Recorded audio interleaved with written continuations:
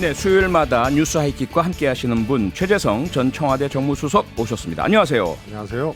네, 앞서 문희정 국제문제평론가랑 이야기를 나누긴 했습니다. 혹시 들으셨습니까? 못 들었습니다. 못 들으셨습니까?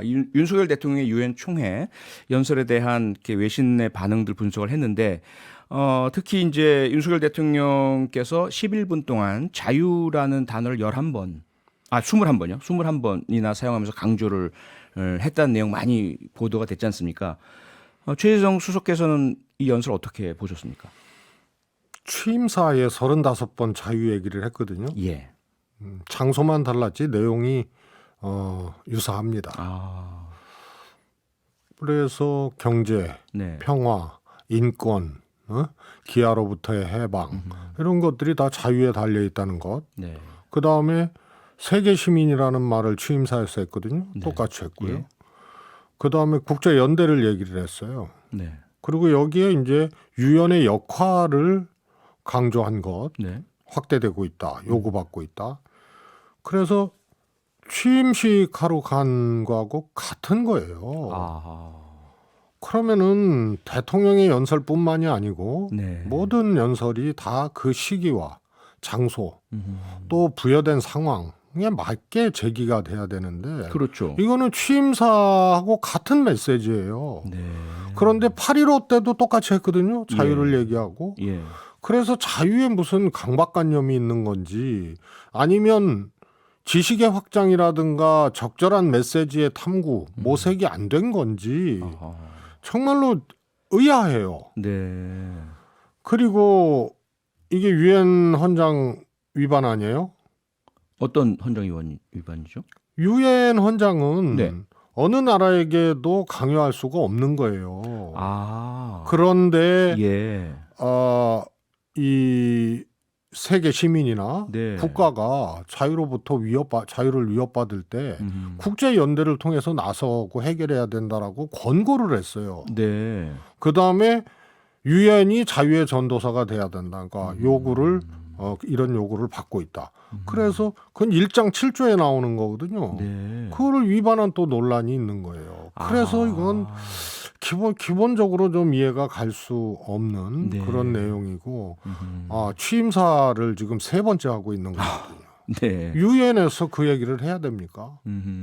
남북 문제라든가 네. 글로벌 경제도 있고요. 그렇죠. 특히 우리는 이제 마지막 분단 국가 아닙니까? 네. 남북 문제 있을 수 있고 또 팬데믹과 팬데믹 이후의 문제 예. 이를 통해서 무엇을 모색할 것인가 여기에 이제 대한민국의 역할 이런 것들 할 얘기들이 유엔 연설에 맞게 또 대한민국의 처한 환경이나 처지에 맞게 제기를 할 수가 있었는데 그런 거 다 빼고 그래서 아마 그 연설 훌륭했다고 얘기하고 박수치는 참모들이나 이런 분들도 네. 뭔 얘기인지 잘 몰랐을 거예요. 알겠습니다. 네. 청와대 정무수석 지내셨기 때문에 이번 사안은 누구보다 잘 아실 것 같은데요. 지금 청와대 영빈관 신축 예산 편성 논란이요. 도대체 어떻게 된 건가? 특히 가장 궁금한 것이 한덕수 총리조차 국회 대정부 질문에 나와가지고 몰랐고 언론 보고 알았다. 그리고 오늘 또 추경호 기획재정부 장관 경제부총리는 대통령께 보고를 하지 않았다. 그리고 청와대 여러 수석들도 몰랐다. 어떻게 보세요? 이게 가능한 시스템입니까? 불가능한 대통령실? 일이죠. 불가능합니까?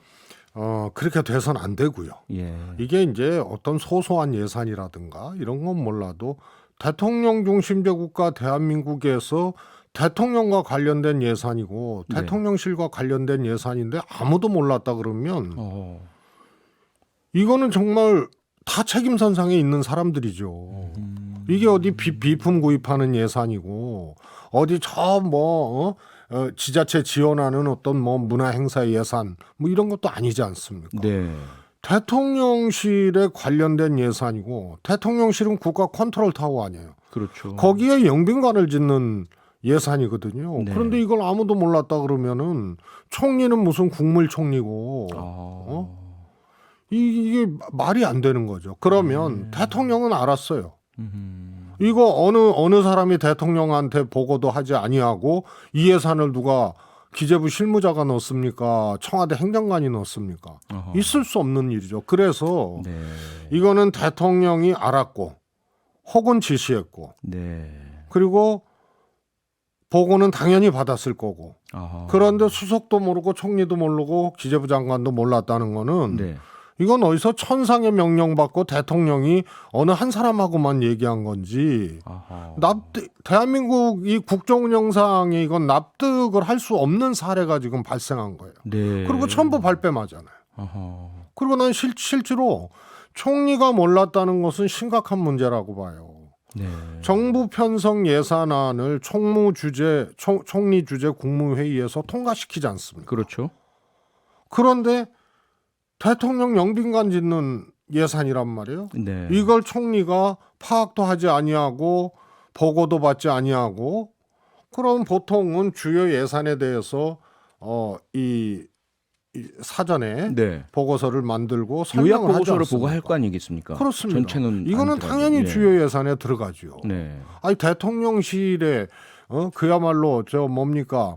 그 전에도 그 대통령 전용기 네. 이거 갖고도 논란이 있었고 그랬죠. 자그마한 예산 하나라도 대통령실에 하려 그러면은 항상 논란이 있었거든요. 그렇죠. 그러니까 박지원 전 원장 국정원장이 문재인 대통령 당시에 관저에 갔는데 카페트가 김대중 대통령 때 쓰던 거라서 여사님한테 이거 바꾸라고 했는데 네. 예산 갖고 말이 많으니 뭐라 그냥 그럴까 봐. 쓰겠다는 그런 정도예요. 예. 카펫 예산을 이거 영빈관 예산에 비하면 아무것도 아니잖아요. 그렇죠. 카펫 예산을 만약에 문재인 대통령 시절에 잡았다. 보고 안 했겠습니까? 아하. 당연히 하는 거죠. 네. 귀신이 고칼 노릇이고 아하. 이거는 법사도 고칼 노릇이에요. 네. 알겠습니다. 근데 도대체 영빈관이 어떤 곳인가? 물론 뭐 손님 맞이하고 이런 것이다라는 추상적인 생각은 드는데 실제로 청와대 계셨을 때 영빈관이 어떤 목적으로 얼마나 자주 누가 주로 사용했습니까? 우선은 청와대 본관에서 예. 행사를 하거나 예. 오만찬을 하거나 이런 거는 한 30명 안팎의 규모는 가능해요. 아. 근데 영빈관은 일단 뭐 외국 정상이 왔을 때뿐만이 아니고 네. 이 오만찬이 아니면은 300~400명 수용이 가능하거든요. 네. 그러니까 우리가 탄소 중립 선언이라든가 아. 권력기관 개편 보고대회라든가 예. 그다음에 보훈 인사들 초청 행사라든가 뭐 이런 것들이 다양하게 이루어지는데요. 당연히 뭐 외국에서 대한민국을 찾는 네. 정상이라든가 이런 분들도 모시게 되고요. 그래서 예. 이거는 외국 플러스 어떻게 보면 국민들하고 또 소통하는 공간일 수도 있고요. 인원수가 많이 드는 예. 그런 이 행사 같은 경우에는 영빈관에서 할 수밖에 없었죠. 그래서 일주일에 보통 한 번 정도, 많은 주에는 막 2~3번씩 영빈관을 사용하게 됐죠. 네. 그런데 이것을 그냥 대통령 집무실만 이전하면 되는 것처럼 496억이면 된다고 하고 네. 하다 보니 안 되겠거든요. 그래서 졸속으로 억지로 그냥 이 80kg 성인의 몸무게에 그냥 3살짜리 옷을 껴넣다 보니까 그게 되겠습니까? 아하. 그러니까 현재 대통령 집무실에 있는 그 접대 장소로는 되지 않으니 네. 이 예산을 잡은 거죠. 그런데 이게 진퇴양난이에요. 네. 민주당 입장에서도 이 예산을 무조건 안 된다고 하잖아요. 그러면 대통령이 외국 정상이라든가 이런 행사할 때 적절한 장소가 없는데 이거는 어떻게 되냐고 얘기를 하면 네. 마냥 이거 전액 삭감하기도 어려운 거예요. 그렇겠네요. 그렇다고 이걸 예. 허용하자니 네. 국민들을 속인 거 아니에요. 아하. 돈 안 들어간다고. 이거 1조 들어가는 일이에요. 제가 보기에는. 네. 앞으로 큰 덩어리 많이 남았거든요. 아하. 합참 이전이라든가. 그렇죠. 이런 것만 해도 6천억 가까이 되는데요. 네. 안 보이는 예산, 도미노 같은 예산들이 또 곳곳에서 나오게 돼 있습니다. 아니 그 말씀은 애초에 청와대에 계시지 왜 용산으로 옮기시느냐라고 했을 때 돈도 많이 안 들고 뭐 몇백억이면 되고 큰 그 추가적인 뭐 건축 이런 게 필요 없으니 괜찮습니다라고 답했던 것 이것이 앞으로 지금 최재성 수석님 말씀대로라면 계속해서 그게 아니라는 게 나오고 추가 예산 나와야 되고 추가적인 시설 필요하고 이 문제가 계속 발목을 잡겠네요. 계속 나오게 돼 있습니다. 어허. 계속 나오게 돼 있고요. 예. 하드웨어만 그렇잖아요. 네. 또 안에 시스템이나 이런 것들이 이제 고도화되고 새로 장착돼야 되고 뭐 보안 시설 뭐 끝도 없을 거예요. 네. 그래서 지금 이런 거 갖고 진퇴양난에 빠지게 된 거 아니에요. 네. 여기서 예산을 들여서 그걸 하자니 끝이 없는 거고 예. 국민들은 또 야 이거 돈 안 든다 그러더니 이거 뭐 하는 거야 하고 속은 거고. 그러니까요. 그래서 지금이라도 네. 늦지 않았어요. 지금이라도 청와대를 사용하는 것이 예산도 적게 들고 국정 컨트롤 타워로서의 역할을 네. 그나마 공백 없이 예. 공백을 줄이면서 할 수 있는 방법입니다. 아하. 지금 문제거든요. 돈 예산도 예산이지만 네. 국방부 장관, 합참의장, 대통령이 같이 한 공간에 있어요. 있을 수 없는 일이에요, 이거는. 그러게요. 그다음에 경호처 직원들도요. 아주 생보생을 하잖아요. 그러니까요. 컨테이너 사용하고 예. 이 경험가 과다해지고 그러다가 총도 분실했었잖아요. 그러면 그리고 대통령 전용 헬기 사고도 나고 예. 그다음에 미국의 또 주한미군이 이제 기지가 평택으로 이전하면서 이 서울 사무소가 남아 있어요. 네.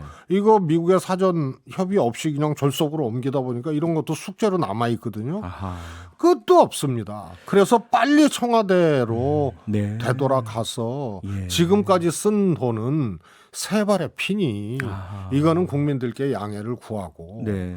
청와대로 다시 돌아가서 돈도 덜 쓰고 음흠. 그리고 국정 공백이라든가 안보 공백이라든가 시스템 자체가 이 흔들릴 수밖에 없는 네. 이런 것을 최소화시켜서 하기 위해서는 돌아가는 것이 상수다. 네. 이거는 귀신도 울고 갈 일이에요. 네. 과연 그런 결단이 가능할지 참 걱정입니다. 지켜봐야 될 문제 같고요. 그리고 이제 이 문제는요. 제가 이렇게 좀 질문을 드려볼게요. 최재성 수석께서 청와대 계실 때 아마도 많이 곤혹스러웠던 점이 문재인 대통령 그 해외 순방 당시에 야당이나 일부 언론이 막 이런저런 것들 트집 잡고 비판하고 했을 때 많이 좀 곤혹스럽고 화도 나셨을 것 같아요. 그렇습니다. 밖에서 지켜봤을 때. 예.